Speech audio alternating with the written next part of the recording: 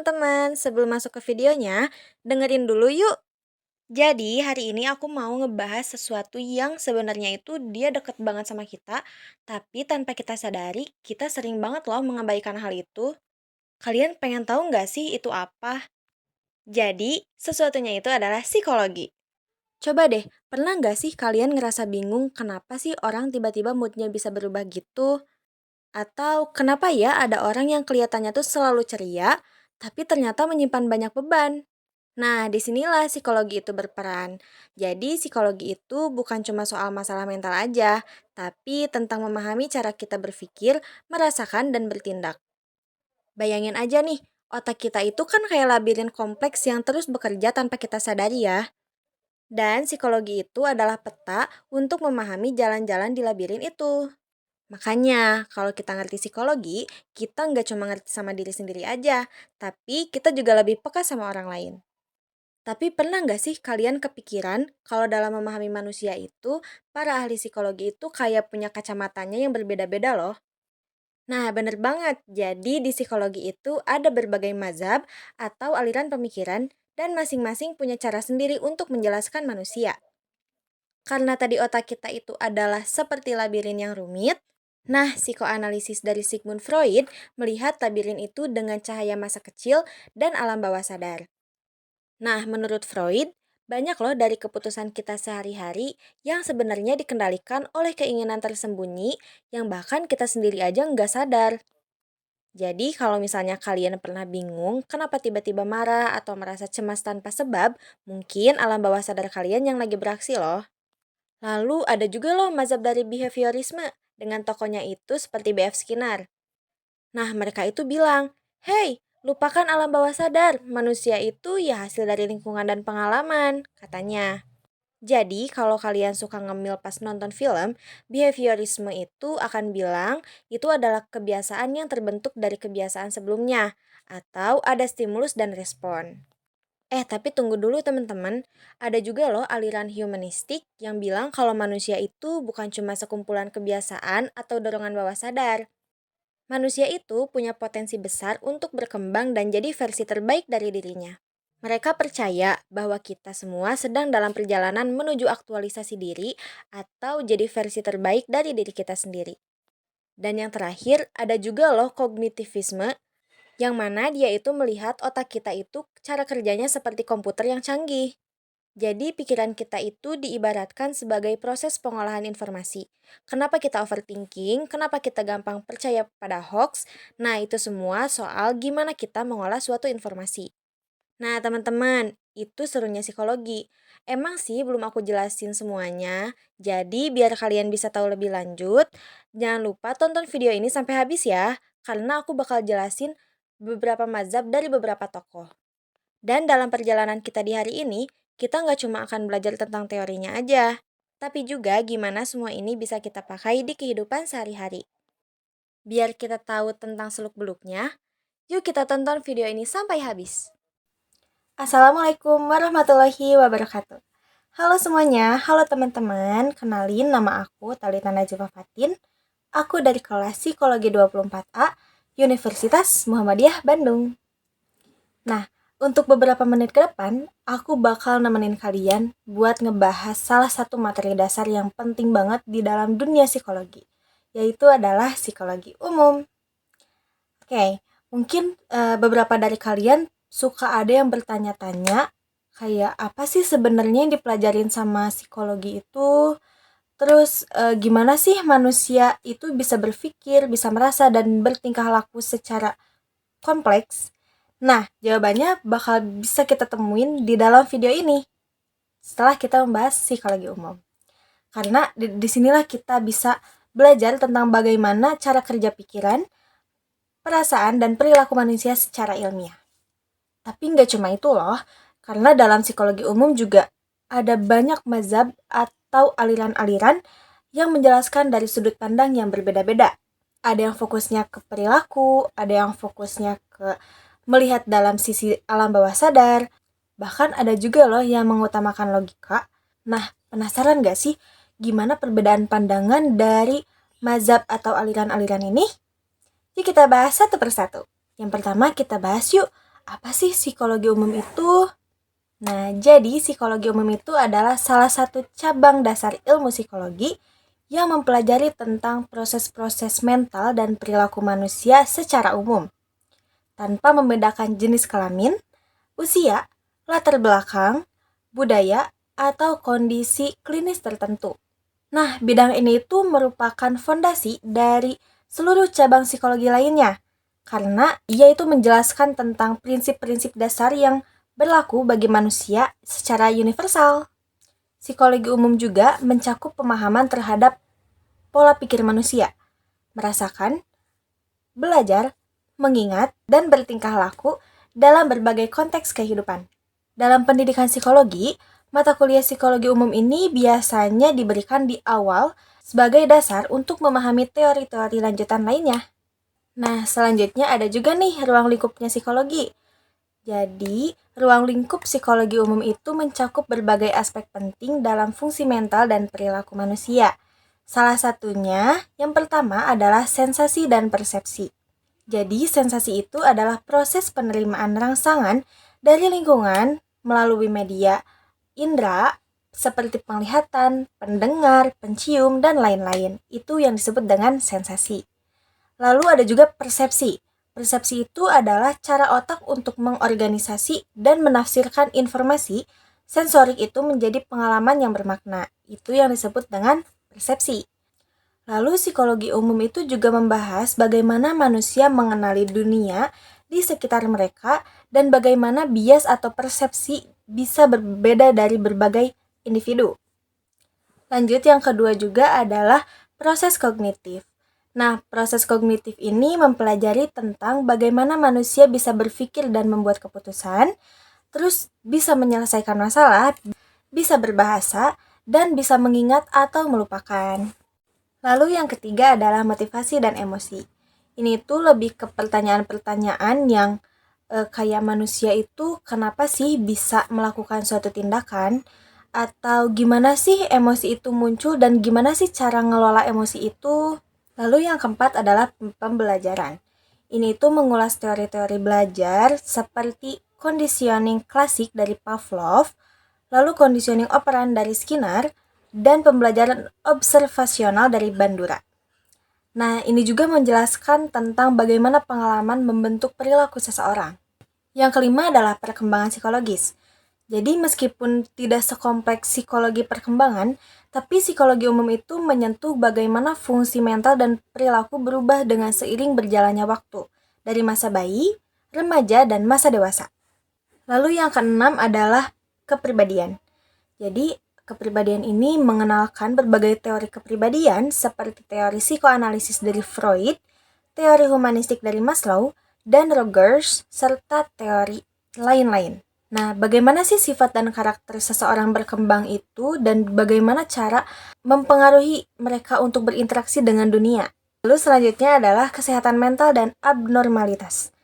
Nah, psikologi umum juga menjelaskan gambaran umum gangguan-gangguan psikologis seperti depresi, kecemasan, gangguan kepribadian, namun tidak masuk ke ranah diagnosis klinis yang secara mendalam. Jadi cuman basic-basicnya aja. Dan yang terakhir adalah sosialisasi atau interaksi sosial, seperti bagaimana manusia bisa mempengaruhi dan dipengaruhi oleh orang lain di lingkungan sosial. Nah, selain itu juga di sini aku bakal jelasin tentang tujuan mempelajari psikologi umum itu untuk apa. Yang pertama, menjadi landasan teoritis bagi semua cabang psikologi, seperti klinis, pendidikan, industri, sosial, dan lain-lain. Lalu yang kedua adalah untuk memahami perilaku manusia secara objektif, ilmiah, dan tidak semata-mata berdasarkan penilaian pribadi. Jadi harus berdasarkan teori ya teman-teman. Ketiga adalah mengembangkan cara berpikir kritis dan analitis terhadap perilaku sehari-hari. Dan yang terakhir adalah mendorong kesadaran diri dan pemahaman terhadap orang lain. Kalau ada tujuan, pasti ada manfaatnya nggak sih? Nah, jadi manfaatnya itu yang pertama adalah memahami diri sendiri dan orang lain dengan lebih baik lagi. Yang kedua adalah meningkatkan komunikasi dan mengurangi konflik. Yang ketiga adalah membantu dalam mengambil keputusan yang rasional dan emosional secara seimbang. Yang keempat adalah mendorong empati dan toleransi terhadap suatu perbedaan individu. Dan yang terakhir adalah memberi dasar untuk profesi yang berkaitan dengan manusia, seperti guru, lalu konselor, HRD, dan pekerja sosial. Nah, dari penjelasan di atas bisa kita simpulin kalau psikologi umum itu adalah pondasi ilmu dari psikologi yang luas. Ia juga memberikan pemahaman menyeluruh mengenai bagaimana manusia bisa berpikir, merasa, dan bertindak. Dengan memahami psikologi umum, seseorang itu dapat memiliki pandangan yang lebih objektif nih terhadap perilaku manusia, serta membangun keterampilan dasar untuk mendalami bidang psikologi lainnya secara lebih mendalam lagi. Nah, kita udah tahu nih latar-latar belakangnya dulu gitu ya dari psikologi umum. Lalu selanjutnya kita akan membahas mazhab-mazhab atau aliran-aliran psikologi dari berbagai teori dan berbagai tokoh-tokoh yang ada. Nah, gimana sih dan apa aja sih? Kita lanjut ya. So, yang pertama adalah mazhab psikoanalisis, yaitu tokoh utamanya adalah Sigmund Freud. Nah, dalam teori ini itu, fokusnya adalah kepada menjelaskan perilaku manusia itu berdasar dari dorongan alam bawah sadar, konflik masa kecil atau pengalaman masa kecil, dan dinamika kepribadian, seperti id, ego, dan superego. Nah, pasti ada yang bingung kan, struktur kepribadian id, ego, dan superego itu sebenarnya apa sih? Jadi, struktur kepribadian ini berasal dari teori psikoanalisis Sigmund Freud, yang dimana ia itu menggambarkan bahwa kepribadian manusia itu seperti 3 bagian yang saling tarik-menarik. Id itu adalah bagian liar dan impulsif. Ego adalah penengah yang realistis. Lalu superego adalah suara hati atau hati nurani manusia. Nah, kalau ada yang masih bingung, tenang aja guys, aku bakal jelasin dengan bahasa yang mudah ya, id, ego, dan superego itu apa. Jadi, bisa kalian ingat ya teman-teman, kalau id itu adalah insting atau nafsu atau keinginan yang timbul dari dalam diri kita gitu. Nah, kerja utamanya itu seperti aku mau sekarang juga gitu. Aku mau hal ini sekarang juga gitu ya. Nah, si id ini atau insting ini itu bekerjanya dengan secara tidak sadar ya teman-teman. Karena ini tuh bertindak berdasarkan dorongan biologis dan emosional. Seperti lapar, haus, marah, senang, bahkan seks juga masuk ke sini. Jadi, id ini itu tidak peduli aturan, logika, atau akibatnya. Nah, contohnya itu adalah, semisalnya kamu lagi diet nih, tapi kamu itu ngelihat ada kue coklat yang bener-bener enak banget, dan kalian bisa bayangin kalau itu pasti enaknya enak abis-abisan gitu ya. Nah, si id ini tuh bakal bilang kayak makan aja kuenya, enak loh, ini pasti enak loh. Nah, perasaan itu tuh timbul dari id kita gitu ya. Jadi sifat id itu seperti anak kecil yang selalu merengek, yang pengen pada saat itu juga, kalau dia mau harus mau pada saat itu juga. Nah, itu adalah maksudnya ke id. Nah, lalu ada juga ego atau yang kita bisa bilang dengan akal sehat atau penengah. Nah, cara kerja utama dari si ego ini itu adalah sebagai penengah dari id dan superego. Jadi ego ini bekerja secara sadar atau secara logis ya teman-teman. Nah, dia itu lebih ke mikirin realitanya. Kayak kalau aku melakukan ini, apa akibatnya, atau akibatnya bakal kayak gini. Nah, ini itu yang kerja adalah ego. Nah, contohnya dari ego ini kelanjutan dari contoh id yang tadi ya. Jadi setelah kamu ngelihat kue coklat yang sangat menggiurkan tadi, kamu ini bakal mikir, boleh sih makan, tapi cuma sepotong aja deh biar gak ngerusak diet aku. Nah, si pikiran itu tuh yang muncul adalah ego, yaitu sebagai penengah dari id dan super ego gitu ya. Jadi ego itu, kalau id tadi seperti anak kecil, kalau ego itu layaknya seperti orang dewasa yang berpikir realistis dalam mengatur suatu keputusan. Oke, takutnya masih ada yang bingung nih sama id, ego, dan super ego itu gimana. Jadi aku mau jelasin ilustrasi sederhananya aja ya. Nah, id itu lebih ke kayak lakuin aja. Itu seru kok, gak apa-apa kamu lakuin aja. Itu yang kerja id. Lalu super ego, dia itu lebih ke apa ya, kayak melarang. Jangan, itu salah loh, jangan. Itu kata super ego. Nah, si ego ini dia yang menentukan dia mau dengerin yang super ego apa dia mau dengerin id. Nah, itu yang kerja adalah ego kita. Jadi yang tadi adalah salah satu contoh dari dinamika kepribadian dari psikoanalisis. Nah, sekarang aku mau jelasin contoh dari konflik atau pengalaman masa kecil ya, yang dimana masa kecil itu membentuk diri kita yang sekarang. Konflik masa kecil itu adalah pengalaman traumatis atau pengalaman yang tidak terselesaikan saat anak yang memengaruhi perilaku saat dewasa, seringkali tanpa disadari. Nah, contoh kasusnya itu adalah seperti seorang anak perempuan yang tumbuh dalam keluarga yang kurang kasih sayang dari seorang ayah. Maka ketika dia beranjak dewasa, tanpa dia sadari itu, dia selalu tertarik pada pria yang lebih tua atau sulit percaya pada seorang laki-laki. Nah, meskipun dia sendiri juga, dia nggak tahu kenapa dia itu bisa merasakan itu gitu. Cuman karena itu adalah perilaku yang tidak disadari, jadi dia tidak bisa mengetahui mengapa itu terjadi gitu ya. Nah, penjelasan psikoanalisisnya dari kasus ini itu yaitu adalah Freud ini menyebut hal ini itu sebagai bagian dari konflik fase perkembangan psikoseksual. Misalnya fase elektra yang tidak tuntas terselesaikan. Jadi pengalaman tersebut itu membentuk pola bawah sadar dalam menjalin hubungan di masa depan. Nah, selanjutnya aku mau jelasin dari contoh dorongan alam bawah sadar itu apa ya.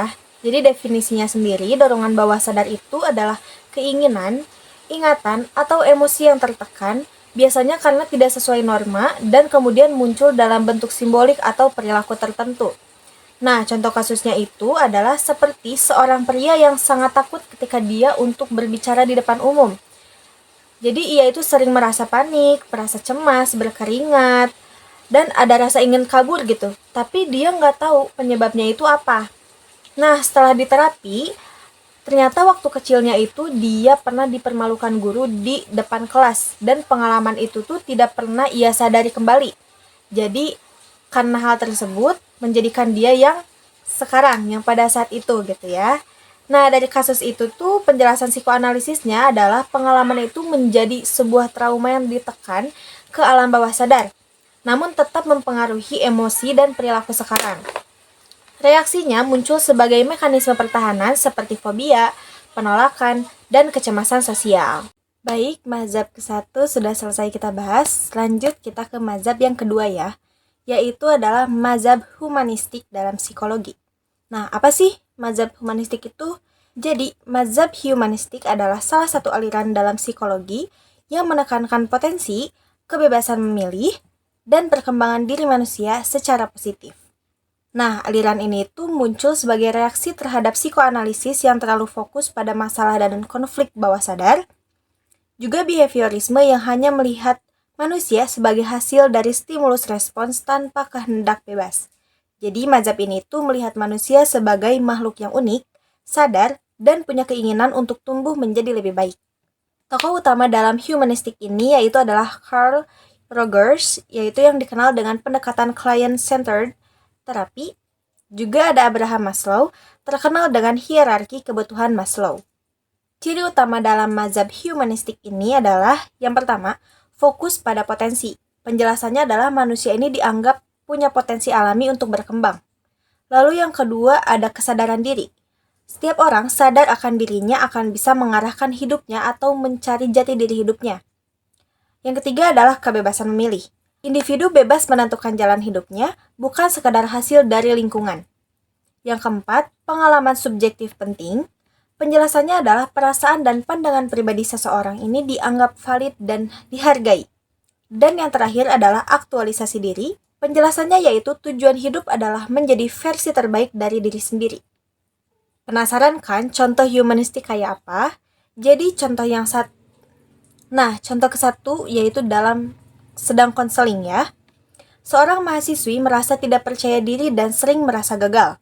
Alih-alih mendiagnosisnya dengan gangguan tertentu, terapi humanistik ala Carl Rogers akan mendengarkan tanpa menghakimi, menciptakan ruang aman, dan membimbing si mahasiswa ini untuk menemukan nilai dan kekuatannya sendiri. Nah, jadi penekanannya itu ada pada empati, keaslian, dan penerimaan tanpa syarat. Lalu contoh yang kedua yaitu hierarki kebutuhan Maslow. Maslow menyusun kebutuhan manusia seperti tangga, dari yang paling dasar sampai yang paling tinggi. Yang pertama, fisiologis atau makan, minum, dan tidur. Yang kedua, keamanan, yaitu rumah dan stabilitas. Yang ketiga, cinta dan rasa memiliki, keluarga dan teman. Yang keempat, harga diri, yaitu merasa dihargai dan percaya diri.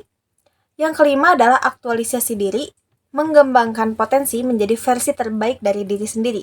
Contohnya adalah seorang wanita yang sudah mapan secara finansial, tetapi tetap merasa kosong dan mulai ikut kegiatan sosial, seperti menulis buku dan menjadi seorang pembicara.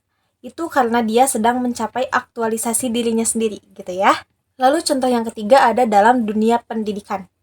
Guru yang menganut pendekatan humanistik akan memperlakukan muridnya sebagai individu yang unik, bukan sekedar angka ujian saja.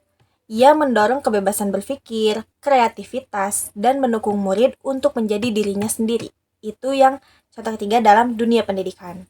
Jadi kesimpulannya itu, humanistik ini percaya bahwa manusia pada dasarnya baik dan mampu berkembang. Terus fokusnya juga bukan cuma pada apa yang salahnya aja, tapi pada bagaimana agar kamu bisa tumbuh dari kesalahan itu. Dan pendekatan ini juga menghargai martabat, kebebasan, dan potensi tiap individu. Oke, aku mau jelasin lagi contoh biar lebih mudah untuk dipahami ya sama teman-teman, karena mungkin yang tadi takutnya ada yang bingung. Jadi aku mau jelasin secara mudahnya gitu ya. Nah, jadi kan tadi si humanistik ini tuh kan menekankan potensi diri kan dalam penjelasannya itu. Nah, contohnya adalah seorang guru yang menyadari bahwa salah satu muridnya itu tidak unggul dalam akademik seperti dalam matematika. Tapi dia itu orangnya sangat kreatif di bidang non-akademik seperti menggambar. Nah, alih-alih memaksa murid itu untuk menjadi pintar akademis, sang guru ini malahan mendorong murid itu untuk mengembangkan bakat seninya, yaitu bakat menggambar di bidang non-akademis. Bahkan guru tersebut juga membantu murid tersebut untuk mengikutkannya ke lomba desain. Nah, makna humanistiknya itu adalah guru tersebut itu dapat melihat potensi unik dalam diri muridnya sendiri dan membantunya untuk tumbuh, bukan memaksa dia untuk bisa berkembang di bidang yang bukan bidangnya, gitu. Oke, jadi dia itu membantu untuk mengasah potensinya sendiri, bukan untuk memaksanya untuk pintar di bidang akademik gitu. Lanjut, yang kedua kan tadi menekankan potensi, yang kedua adalah kebebasan memilih. Contohnya nih ya, seorang psikologi bingung memilih karirnya. Dia itu antara ikut harapan orang tuanya untuk menjadi PNS atau mengikuti passionnya untuk menjadi seorang konselor remaja. Nah, ia akhirnya memilih jalur konseling karena merasa itu lebih sesuai dengan nilai hidupnya dan membuatnya merasa lebih bermakna. Jadi makna humanistiknya itu, individu diberikan kebebasan penuh untuk menentukan jalan hidup, karena hanya dia sendiri yang paling memahami kebutuhannya. Selain untuk memahami kebutuhannya, tapi biar diri kita sendiri nyaman, makanya kita mengikuti apa yang kita mau saja, tidak untuk menyenangkan orang lain gitu ya. Lanjut, yang ketiga adalah perkembangan diri atau self-growth atau aktualisasi diri. Contohnya itu adalah seorang ibu rumah tangga yang mulai belajar bisnis online dan mengikuti pelatihan public speaking. Meskipun tidak ada tekanan dari luar, tapi ia ini hanya ingin merasa lebih berkembang lagi. Dia ini hanya ingin belajar hal-hal baru, mencoba hal-hal baru, dan menjadi versi terbaik dari dirinya gitu. Jadi makna humanistiknya adalah proses aktualisasi diri atau dorongan internal untuk tumbuh bukan karena kewajiban atau tekanan dari orang lain, tapi karena keinginan untuk berkembang secara pribadi dan emosional. Kesimpulan ringkasnya nih ya, aspek humanistik. Contohnya potensi diri, guru membantu murid kembangkan bakat uniknya yang tadi. Lalu kebebasan memilih, mahasiswa pilih jalur karir sesuai nilai hidup. Dan yang terakhir, perkembangan diri atau aktualisasi diri, ibu rumah tangga belajar dan bertumbuh karena keinginan pribadi kita. Lalu yang ketiga adalah mazhab behaviorisme.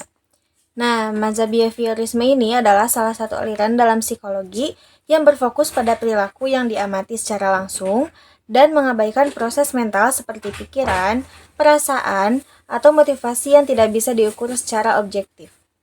Lalu ada juga nih prinsip dasar dari behaviorisme. Behaviorisme ini percaya bahwa perilaku itu dibentuk oleh lingkungan melalui proses yang disebut dengan pembiasan atau conditioning. Tokoh-tokoh utama dalam teori behaviorisme ini yang pertama adalah John B. Watson. Dia ini adalah pelopor awal behaviorisme yang menekankan pentingnya eksperimen objektif. Lalu ada juga dari B.F. Skinner, dia itu yang mengembangkan teori operant conditioning atau penguatan dan hukuman, yang biasa sering kita sebut dengan punishment dan reinforcement. Lalu yang ketiga adalah Ivan Pavlov. Dia ini terkenal dengan eksperimen anjing dan bel, yaitu termasuk ke dalam conditioning klasik. Dapat kita ketahui, terdapat dua jenis pembelajaran dalam behaviorisme. Yang pertama adalah conditioning klasik atau classical conditioning. Conditioning klasik ini belajar lewat asosiasi antara dua hal. Contohnya, seorang anak awalnya tidak takut pada suara denting bel. Tetapi setiap kali ia melakukan suatu kesalahan, orang tuanya ini membunyikan bel terlalu keras lalu memarahinya. Lama-lama, anak itu menjadi takut hanya karena mendengar suara bel, meskipun belum dimarahi. Jadi kayak dia itu trust issue gitu loh, kalau misalnya dia udah dengar suara bel, pasti ada feeling di hatinya tuh kayak, oh pasti abis ini aku dimarahin, makanya dia jadi takut kalau cuman denger bel doang, walaupun dia gak ngelakuin suatu kesalahan gitu ya. Nah ini tuh mirip dengan eksperimennya Pavlov, yang dimana anjing itu mengeluarkan air liur hanya karena mendengar bel yang diasosiasikan dengan makanan. Lalu yang kedua adalah conditioning operant atau operant conditioning. Ini tuh belajar melalui penguatan atau reward dan hukuman atau punishment setelah suatu perilaku. Contohnya, seorang guru memberikan bintang emas pada murid yang mengerjakan PR. Murid itu alhasil menjadi lebih rajin karena merasa dihargai. Atau sebaliknya nih, seorang anak yang tidak diizinkan bermain karena tidak membereskan mainannya, jadi belajar bahwa kalau tidak disiplin ada konsekuensinya. Nah, kalau yang tadi itu yang pertama itu adalah contoh dari reward. Ketika dia melakukan suatu kebaikan, maka akan diberikan kebaikan juga. Tapi kalau sebaliknya yang punishment itu ketika dia melakukan suatu kesalahan, maka dia tidak akan mendapatkan reward atau kebaikan, tapi dia malah mendapatkan hukuman yang memang setara dengan kesalahan yang sudah dia perbuat. Itu termasuk pada conditioning operant. Ada juga contoh-contoh behaviorisme dalam kehidupan sehari-hari. Yang pertama ini adalah anak yang takut datang ke dokter. Nah, karena setiap kali ke dokter, ia itu akan disuntik. Yang dimana disuntik itu dominan dengan rasa sakit kan, maka anak kecil itu mengasosiasikan dokter dengan rasa takut. Itu termasuk kepada conditioning klasik. Lalu ada juga karyawan yang bekerja lebih giat lagi setelah ia diberikan bonus oleh bosnya. Nah, bonus ini bertindak sebagai penguat positif atau conditioning operant. Lalu yang terakhir adalah siswa jadi tenang karena sering ditegur saat ribut. Nah, hukuman ini membuat perilaku ribut berkurang. Ini termasuk ke penguatan negatif atau hukuman, punishment ya. Nah, selanjutnya ada juga ciri-ciri dari mazhab behaviorisme, yaitu fokus pada perilaku yang terlihat.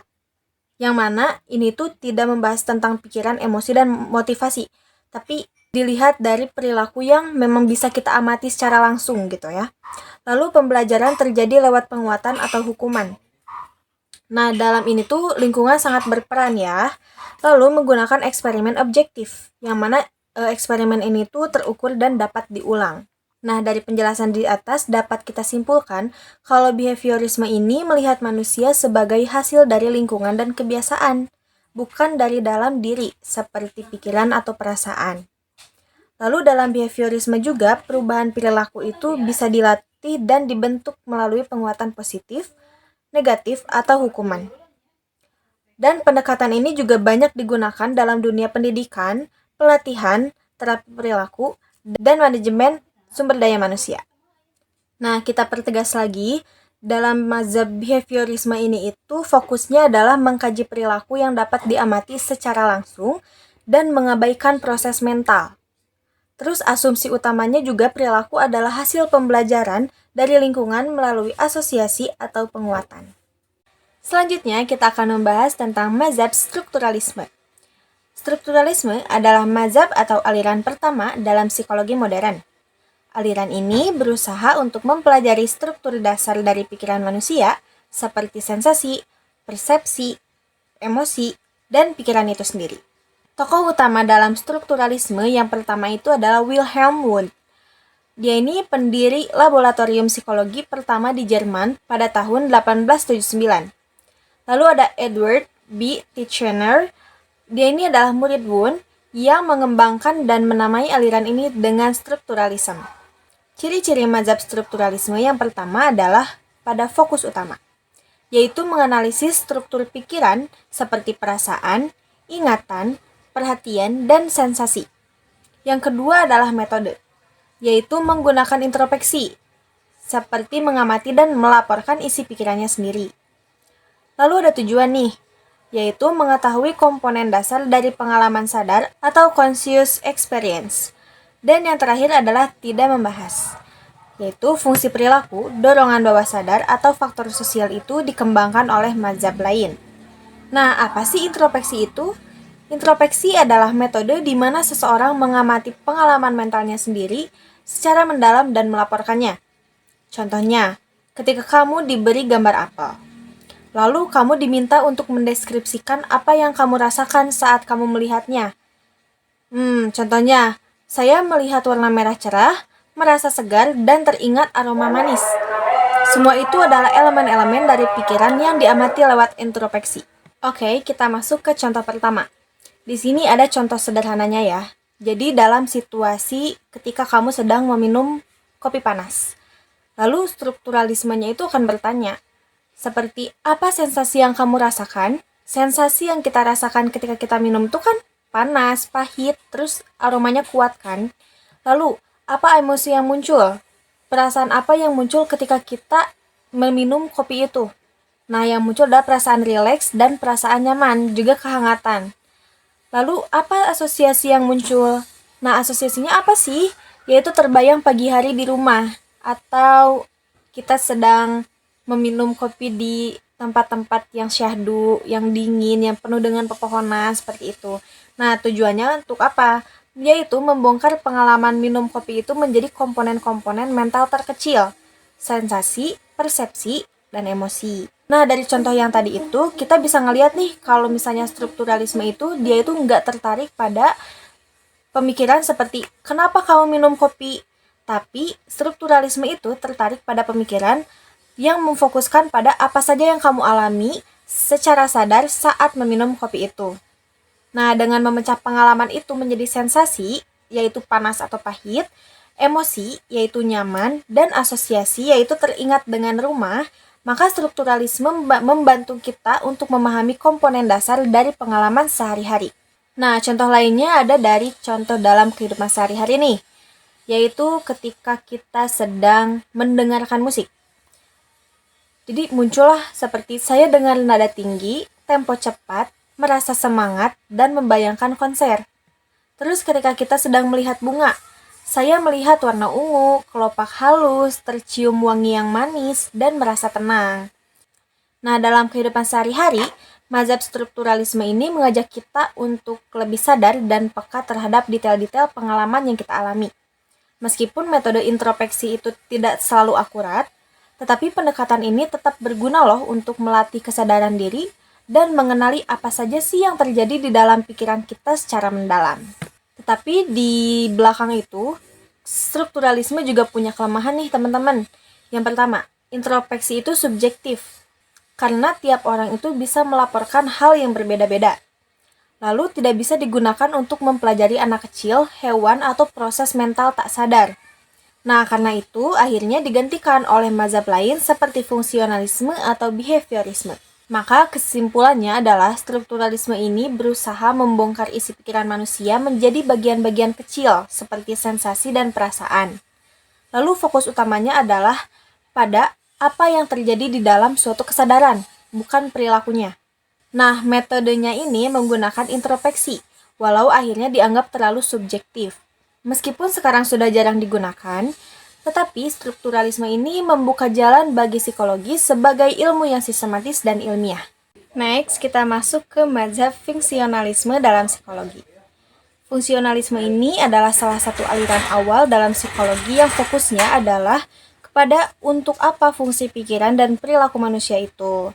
Artinya, daripada membahas isi pikiran seperti strukturalisme, fungsionalisme ini lebih tertarik pada bagaimana pikiran dan perilaku membantu manusia beradaptasi dengan lingkungannya. Tokoh-tokoh penting dalam fungsionalisme yang pertama adalah William James. Dia ini sering disebut sebagai Bapak Psikologi Amerika. Lalu ada John Dewey, terkenal dalam bidang pendidikannya, dan James Rowan Angel. Dia ini memperkenalkan pendekatan psikologi sebagai ilmu praktis. Ciri-ciri mazhab fungsionalisme yaitu fokus pada fungsi. Penjelasannya, bukan apa yang kita pikirkan, tapi mengapa kita berpikir atau bertindak seperti itu. Yang kedua adalah menekankan adaptasi. Penjelasannya, pikiran dan perilaku ada untuk membantu manusia beradaptasi dengan dunia nyata. Yang ketiga adalah relevan dalam kehidupan nyata. Penjelasannya adalah ilmu psikologi ini menurut fungsionalisme harus bisa diterapkan dalam kehidupan sehari-hari. Dan yang keempat adalah fokus pada proses. Penjelasannya yaitu belajar, memori, perhatian, emosi, dan kesadaran ini semua dipelajari dari sudut pandang fungsi. Nah, gimana sih contoh-contoh fungsionalisme? Ini ada contoh sederhananya, yaitu yang pertama adalah belajar bicara. Nah, anak-anak belajar berbicara itu karena membantunya untuk berkomunikasi dan meminta bantuan, seperti meminta makan, meminta tidur, meminta bermain, meminta untuk ditenangi ketika dia sedang pusing misalnya. Nah, fungsinya apa sih? Fungsinya agar anak itu bisa bertahan hidup dan terhubung dengan orang lain. Contohnya terhubung dengan ibunya, dengan ayahnya, atau orang-orang penting di sekitarnya. Lalu yang kedua adalah rasa takut. Contohnya, saat kamu merasa takut melihat ular, kamu itu langsung menjauh, refleks kita akan melarikan diri dari ular tersebut. Nah, fungsinya itu adalah untuk melindungi diri dari bahaya. Karena fungsionalisme ini percaya bahwa emosi itu seperti takut punya peran penting dalam menjaga keselamatan manusia. Yang ketiga adalah tidur. Kamu tidur karena tubuh dan otak itu butuh istirahat untuk bisa berfungsi keesokan harinya. Nah, fungsinya itu untuk memulihkan tenaga, menjaga kesehatan, mempertahankan fungsi otak, dan mengumpulkan energi kembali yang akan kita gunakan untuk esok hari. Lalu yang keempat adalah belajar di sekolah. Nah, anak sekolah belajar bukan cuma untuk tahu teori-teorinya aja, tapi supaya dia itu bisa menghadapi dunia kerja dan hidup mandiri di masa depan yang akan mendatang. Fungsinya untuk meningkatkan kemampuan adaptasi sosial dan ekonomi. Lalu yang kelima adalah memori atau ingatan. Ketika kamu mengingat rute ke rumah supaya tidak tersesat atau mengingat rute-rute tertentu supaya kamu tahu jalan tersebut dan tidak tersesat. Nah, fungsinya adalah membantu navigasi dan bertahan hidup. Karena tadi sempat kita notice ada bawa-bawa strukturalisme. Nah, tapi fungsionalisme dan strukturalisme ini tuh punya perbedaan loh. Nah, yang pertama itu berbeda pada fokusnya. Kalau misalnya strukturalisme itu fokus kepada isi pikiran. Kalau misalnya fungsionalisme fokusnya pada fungsi pikirannya. Jadi kalau strukturalisme itu kayak apa saja yang kamu rasakan. Kalau misalnya fungsionalisme lebih ke kenapa kamu berpikir atau merasa seperti itu gitu. Nah, lalu yang perbedaan kedua adalah di dalam metodenya. Kalau metode strukturalisme itu tadi menggunakan introspeksi kan. Nah, kalau misalnya fungsionalisme itu menggunakan observasi nyata dan aplikasi praktis gitu. Terus ada juga tujuannya nih, tujuan strukturalisme itu kan untuk mengetahui struktur pikiran kita ya. Tapi kalau misalnya fungsionalisme itu untuk mengetahui manfaat pikirannya. Jadi lebih ke manfaatnya aja gitu. Jadi dapat kita simpulkan kalau fungsionalisme itu melihat pikiran dan perilaku sebagai alat bantu manusia untuk beradaptasi dan bertahan hidup. Pendekatan ini tuh lebih praktis dan realistis karena melihat psikologi sebagai sesuatu yang harus berguna dalam kehidupan nyata. Banyak ide dari fungsionalisme digunakan dalam pendidikan, konseling, dan psikologi perkembangan sampai sekarang. Jadi fungsionalisme itu memang masih digunakan juga sampai saat ini oleh para orang di luar sana. Lanjut kepada mazhab kognitif. Nah, mazhab kognitif ini adalah aliran psikologi yang fokus utamanya pada bagaimana manusia memproses informasi dalam pikirannya. Artinya, aliran ini mempelajari cara kerja mental seperti berpikir, mengingat, memahami, memecahkan masalah, berbahasa, dan mengambil keputusan. Karena dari kognitifnya sendiri itu berasal dari kata cognition yang artinya adalah proses berpikir. Ciri-ciri mazhab kognitif yaitu yang pertama, fokus pada proses mental, yang dimana mempelajari apa yang terjadi di dalam kepala seseorang. Lalu tidak hanya perilaku dari luar saja, jadi berbeda dari behaviorisme, karena kognitif ini peduli dengan bagaimana seseorang berpikir. Terus menggunakan metode ilmiah untuk mengukur kemampuan berpikir, memori, atensi, dan lain-lain dengan eksperimen. Lalu pikiran itu sama dengan seperti komputer gitu ya, karena manusia dianggap memproses informasi layaknya mesin. Jadi input, terus proses, lalu output. Nah, tokoh-tokoh penting dalam kognitif ini yang pertama adalah Jean Piaget. Dia ini menjelaskan tahap-tahap perkembangan berpikir pada anak. Lalu yang kedua adalah Ulrich Neisser, yaitu tokoh yang menamai kognitif psikologi.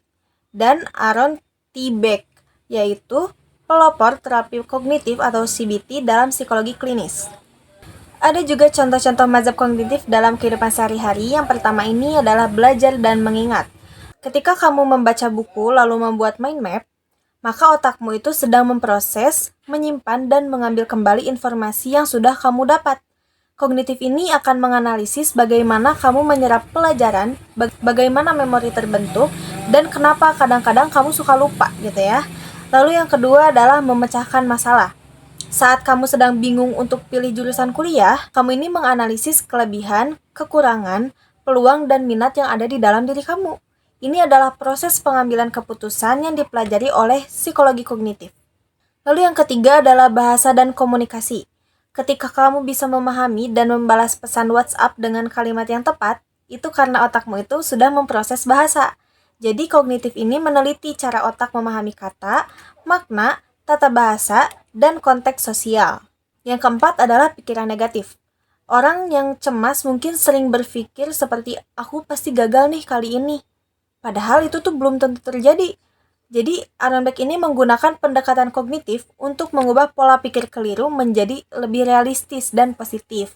Yang tadinya dia berpikir akan gagal, tapi lebih realistis aja deh gitu. Lebih ke hal yang positif aja deh, pikirnya jangan ke gagal gitu.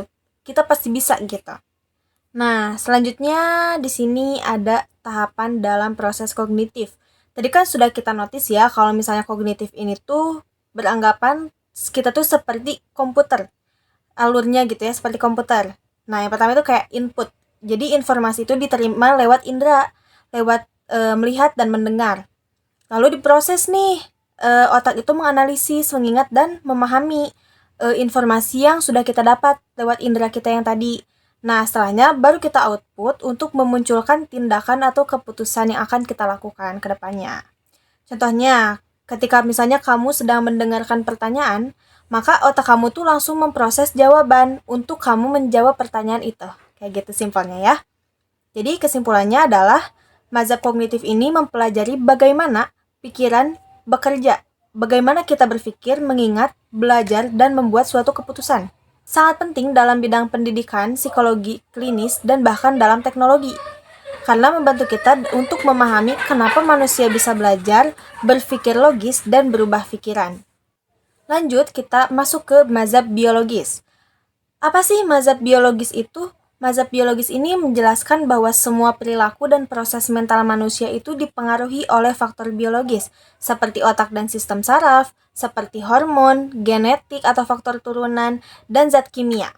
Jadi aliran ini tuh percaya bahwa apa yang kita pikirkan, yang kita rasakan, dan yang kita lakukan itu semuanya punya dasar biologis, yang berasal dari yang sudah kita sebutkan tadi.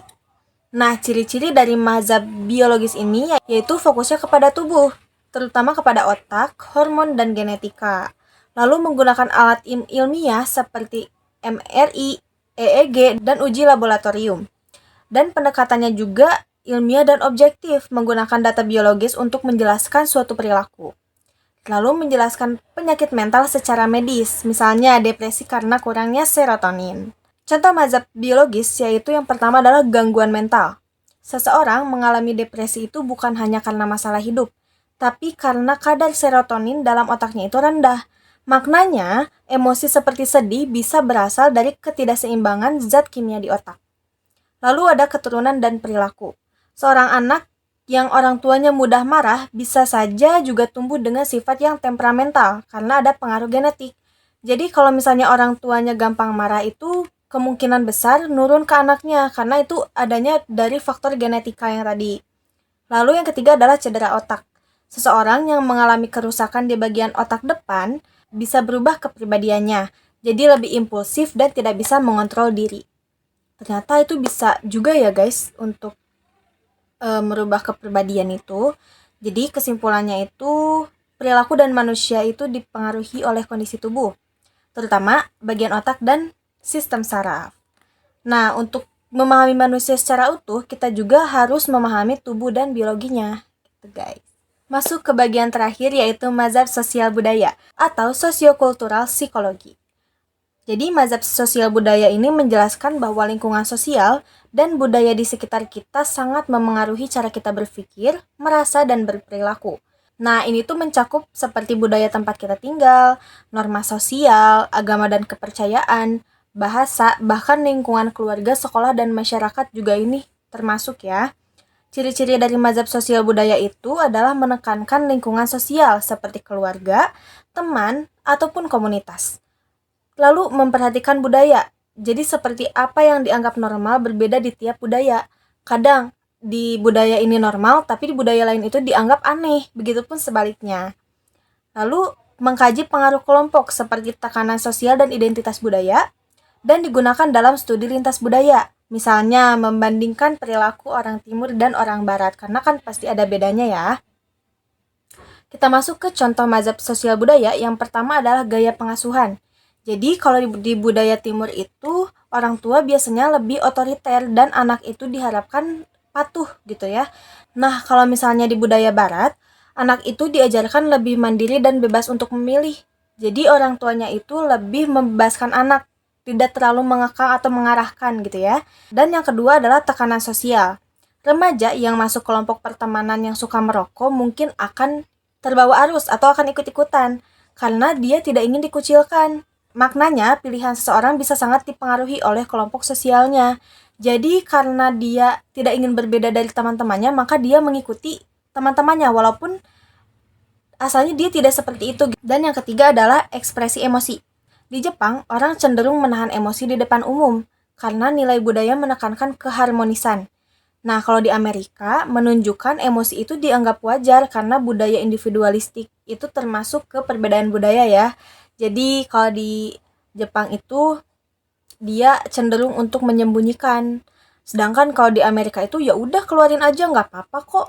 Gitu loh. Gitu ya. Itu suatu perbedaan gitu. Nah, maka kesimpulannya nih. Kesimpulannya adalah perilaku manusia tidak bisa dipisahkan dari konteks sosial dan budayanya. Cara kita bertindak, berpikir, dan merasa sangat dipengaruhi oleh norma sosial, nilai budaya, dan interaksi dengan orang lain.